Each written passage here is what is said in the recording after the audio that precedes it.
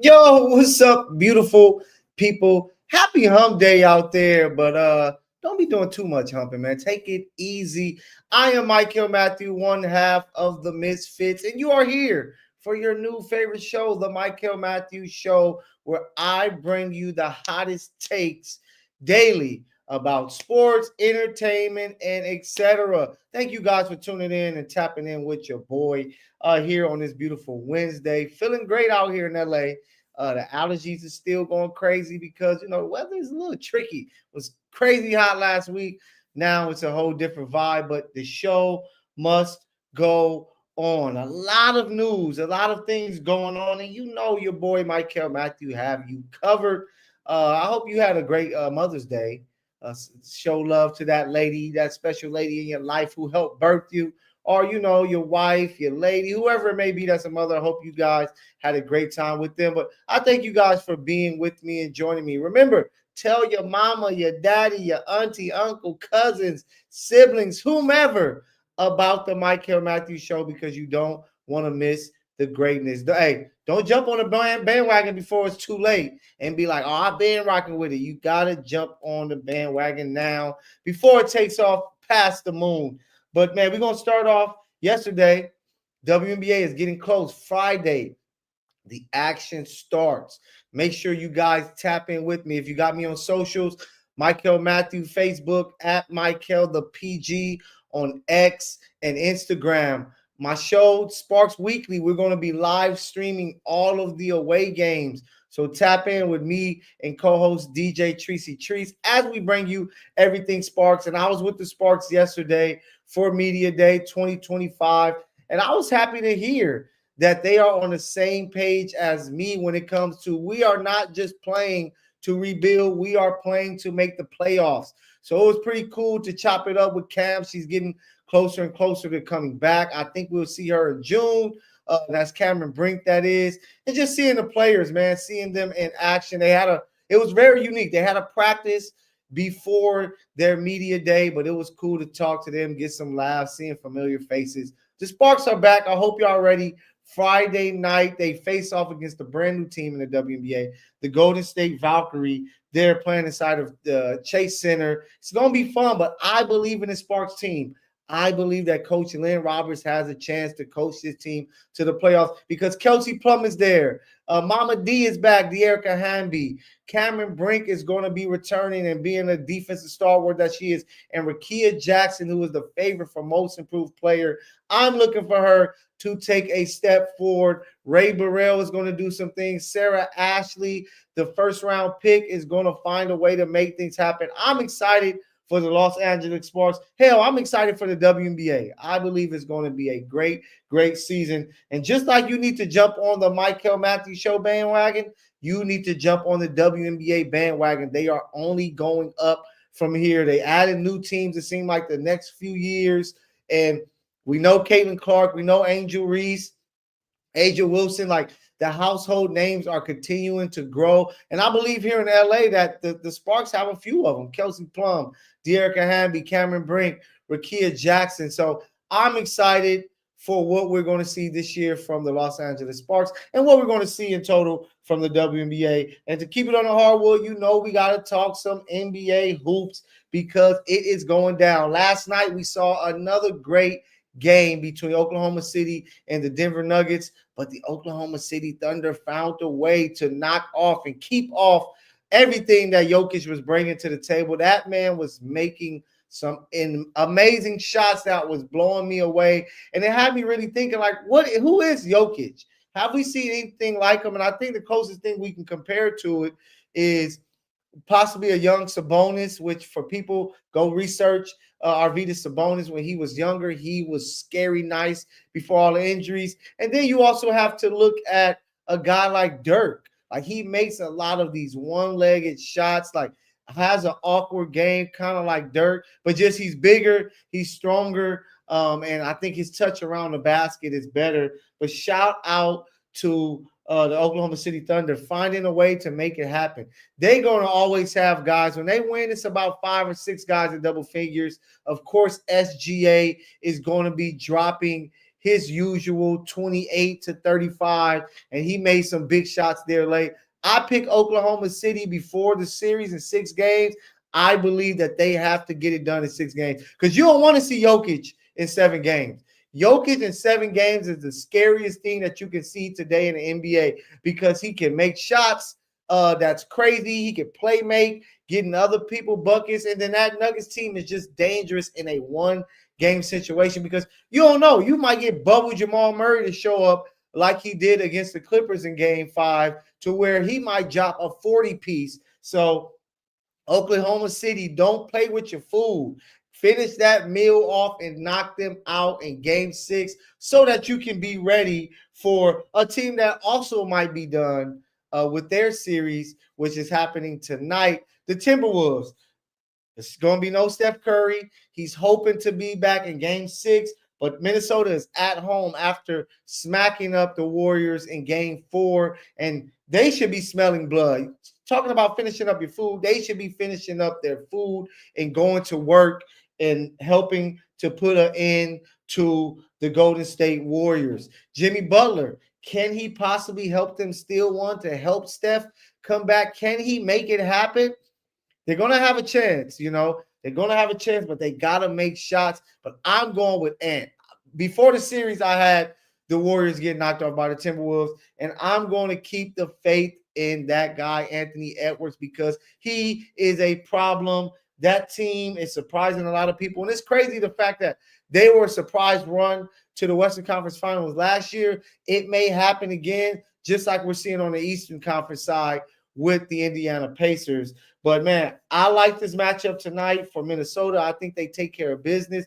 Ant is like the Mamba. He is like MJ to where when he smells blood, he is going to pounce. And I expect a good and big game from him for them to knock off the Warriors to set up, hopefully, the matchup that I believe that we're going to get. Minnesota and Oklahoma City, but we'll see what happens tomorrow with Oklahoma City. On the East side, on the Eastern Conference, it sucks to see the Boston Celtics deal with the injuries that they're dealing with. Man, Jason Tatum goes down with the Achilles. And, of course, if you know me, I'm a Laker fan to the heart. And the Celtics are the number 1 rival. But to see a guy go down as talented as Tatum, which most likely means that he is going to miss all of next season as well, it sucks because Boston truly had a chance to win Game 4, and it was going to give them an opportunity to tie the series up and really have a chance to defend their title the right way. But right now, I just see no way that Boston wins this series. They may prolong it one more game, maybe. Tonight, they're actually getting it going right now as we speak, but I just think that it's going to be tough because the Knicks smell blood. Once again, that's the theme of the start of the show when it comes to the NBA playoff talks, smelling blood and taking advantage of it. Let's see if the Knicks do exactly that, and I think they can. I think they're like, hey, we have a chance to get New York, Indiana in the conference finals. Flashback of Reggie Miller and his squad versus Patrick Ewing, John Starks, and those New York Knicks. It will be a fun series. And it's one of those old school rivals. And if you know me, I'm a big guy when it comes to rivalries and promoting rivalries. I think it helps sells any type of game, whether it's football, basketball, soccer, baseball, even in boxing, UFC. When it's a rivalry, it takes things to a whole nother level. So I'm hoping that the Knicks can take care of business tonight as we get closer to an Indiana Pacers matchup with the Knicks. And speaking of the Pacers, they did their job. You got to listen to me. I'm telling you, I can get you in Vegas and make you some money because before the series, I picked the Pacers. I felt that their success in the season can mean something. And just like how I felt with the Thunder with this playoff run, until I see them do it, I won't believe. It was the same thing with the Cleveland Cavaliers, and they didn't show me anything. And that's the reason why I didn't believe. And the Pacers make another run to the Eastern Conference Finals. Now they're going to be looking to possibly make a finals appearance, which will be insane. But shout out to this NBA playoffs. It has been exciting. Of course, we've had some duds, but we've had a bunch of amazing games on each side, Eastern Conference and Western Conference. And this is why we love playoff basketball, because you're going to see the best of the best. We got to give a shout out to the NFL. The schedule is going to be released soon in 6 minutes. So make sure y'all tap in, being on the lookout for that. I'm going to talk more about that. But I just want to talk about something because I keep seeing with all of the injuries, the things that are happening to these NBA players, that people are out there screaming and hollering, we need less games, 60 games, 65 games. I don't want to hear none of that. You guys are paid millions and millions of dollars. Role players are getting $200 million contracts. You guys need to find a way to protect yourselves, get your bodies right, so that you can be able to play these 82 games plus the postseason. It is a shame that guys are actually complaining about this. I'm like, if you're a fan of hoop, you want to see as much basketball as possible. Of course, you want to see your favorite player healthy, but hell, it's their job. They should be doing whatever to get themselves right. They have to take care of their bodies. They make enough money to do exactly that.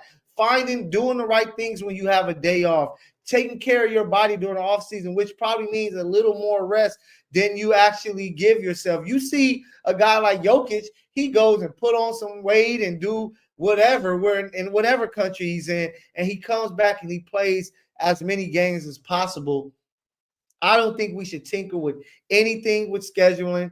These guys are already babied, especially in this era. They don't need no more babying. They just need to take care of themselves and find a way to show up, because paying fans want to see the best players play. So you got to find a way to make it happen. There's no way guys in the 80s and 90s who didn't have all this treatment, didn't have all this science behind them, were able to play in 82 games or close to it, and you guys can, and you're complaining about it. I don't want to hear it. If I'm being paid $300 million to hoop, I'm trying to play in as many games as possible, and I'm hoping that these guys can find a way to get out there on the court, and that the NBA doesn't dare try to tinker with the schedule. Let these guys have to suit up. That's why they're paid so much money, because what you going to do? Take away money from them because it's only 65, 60 games in the season? I know they don't want to hear none of that, so I don't want to hear none of that. Show up, play your games, be ready to hoop. And that's all I got to say about that. And shout out to the Dallas Mavericks. How they got the first pick, I don't know. Nico with Nico Powers made it happen. Cooper Flag, AD, Derek Lively, Kyrie once he returned. Like, Dallas is setting themselves up in a good place. And I was so happy because going into that, I do not want to see Cooper Flag in Utah. I don't want to see him in Washington. Those teams are, like my guy Elam says, they are poo cheese. Nobody wants to see none of that. So I was happy the fact that those guys didn't get the top pick, even though they probably needed it because their teams are that bad. But him going to Dallas, there could be no better place. He can literally show up and start off his first few years as a Sean Marion type guy for his team as you play through AD, Kyrie once he returns. So it was the perfect situation for him, the perfect situation for the Spurs. What are they going to do? Are they going to try to go and trade Giannis, even though traded for Giannis, even though Giannis is saying, hey, I want to stay on the East Coast. I like it over here. Could the Spurs possibly throw a Castle, the second overall pick, and another player for Giannis to pair De'Aaron Fox, Giannis, and Wemby together, which is a crazy three? Or will Houston jump in and have something to say about that? Or will, some teams from the East Coast jump in? But the Spurs, they get the second pick. I love it for them. And the last thing I'm going to talk about with that, the Sixers get the third pick. They are in a tough spot. I'm someone who's been rooting for the Sixers to make something happen because I'm a huge Embiid fan. A big, that good, with that type of skill, that likes to talk mess, the antics, all that. I'm a fan of it. But to see him not being able to stay healthy, they got the third pick, so I'm interested to see if they are going to use the pick to bring in like an Ace Bailey if he's available, or if they're going to trade it and say, hey, we're going to trade this. We're going to trade Paul George as well, and we're going to try to at least give us a year or two with Embiid to try to bring a championship along with Tyrese Maxey and the young guy McCain. So it's going to be interesting, but we're not close to the draft as of yet, but I'm excited for it. I love the lottery, the fact that it can go either way, and it just show you teams. Tanking is not a good thing. Just come out there, play, and win games. And when it comes to the lottery, if it happens, it happens. But do not settle for that, because don't settle with losing. It puts a stink on your franchise, and it doesn't look good. Ask the Utah Jazz, ask the Washington Wizards. It is ugly out there for them. But when it comes to the NFL, the schedule is going to be released in 1 minute from now. I'm so excited about it. I know a lot of people go super crazy when it comes to the NFL schedule release, because, you get to hop on your tickets or whatever. For me, I'm just like, all right, it's cool. I'm just happy to see, certain matchups in certain weeks. And you want to know Christmas, you want to know Thanksgiving. But I just have to tell you guys, if you guys want to know who America's team is, I'm sorry, Cowboy fans. There's a new America's team, and they are the Kansas City Chiefs. They are the first team ever to have 5 primetime games in their first 8 games. If you don't know that, they will be playing the Super Bowl rematch in week 2, which is going to be big time. They're going to play on Christmas. They're going to have the night game versus the Broncos. It seemed like maybe the Chiefs are the Detroit Lions and Cowboys of Christmas, because the last few years they have played on Christmas. And then they're going to be playing on Thanksgiving against the former America's team, the Dallas Cowboys. Chiefs, Cowboys.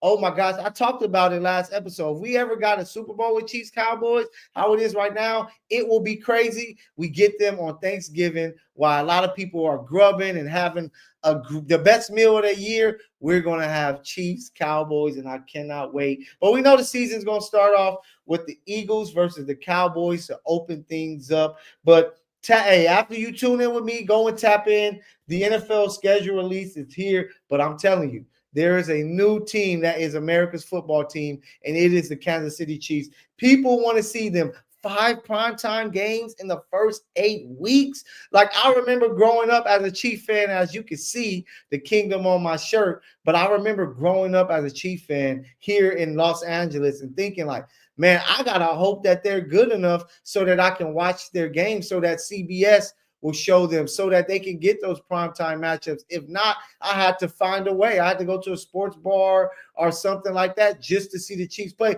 Now, I don't got to do none of that. I can watch as many Chiefs games as I want, because they are the biggest ticket in the NFL, with the biggest names, with the best player in the game. The team who played in 3 of the last 3 Super Bowls, should have won the 3rd one. I'm still pissed about it. But the Chiefs are the team of America as of now. They are the new it team when it comes to the NFL. And I'm excited to see that the Chiefs are getting this love. They got a documentary that they say is Last Dance, like that they're going to be releasing from last season. I'm ready to see that. So I don't want to hear no more. I don't want to hear about no Cowboys. I know the Eagles are champs. I don't want to hear about them neither. There's a new team that is America's team, and that is the Kansas City Chiefs. And I'm excited to see what the schedule is going to be. So after I record here, I'm going to be tapping in to see the full schedule with the Chiefs. But it's looking great for them so far. But this will take us away from sports, because you know that I'm more than just a sports guy. I'm a guy of many things, and I like many things entertainment-wise, movies, music, and etc. First of all, I got to give some more love to my hip-hop heads.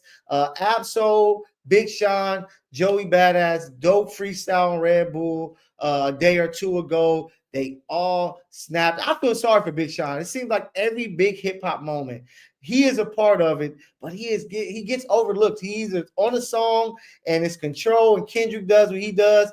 He drops something, and then here comes the Kendrick and Drake beef and battle, and then this freestyle. Joey and Absol just outclassed them, showing that they are top-notch rappers. And I'm happy, man. Hip-hop is back to the bars. Hip-hop is back to competition, because we heard what Joey Badass said. He threw some shots in there to Rayvon and Daylight, and Rayvon said, I am not waiting, with another West Coast slap. Rayvon is on Joey Badass's head. Y'all need to go tap into it, because the man Rayvon, I said it last week, the boy is nice. His project is nice, good, bad. It is a great project, and he's at it again. I just love that the fact that his pen is ready. What you say, I got you. I'm coming at you with these bars. You got to deal with it. And I love the fact that he did it to a West Coast slap. So go check that out. Rayvon gets back at Joey Badass. It should be on YouTube, or you can go check on X. People are posting it. Shout out to Rayvon. Shout out to hip hop. Because of K Dot, we are getting back to the bars, and that's what we need. No more of this, I don't know what they're talking about, simplistic lyrics and all of that. It's back to the bars, so let's get it. Shout out Rayvon, Joey Badass, Absol, Big Sean. They gave us some highlights so far this week, and we still got more days to come. Some new trailers are out. The new Superman trailer. I don't know how excited you are for that movie, but I'm excited for it. Can't wait to see it. It looks really, really dope. I love the fact that they're putting so many characters, so many villains within it. Like, they're trying to create the DCU to truly rival the MCU with Marvel. And if this Superman movie hits like the trailer is showing, they may have finally got something to compete. So shout out to DC. Let's see what they do with it, because Superman looks good. If you haven't seen the trailer, go check it out on YouTube. It looks like heat.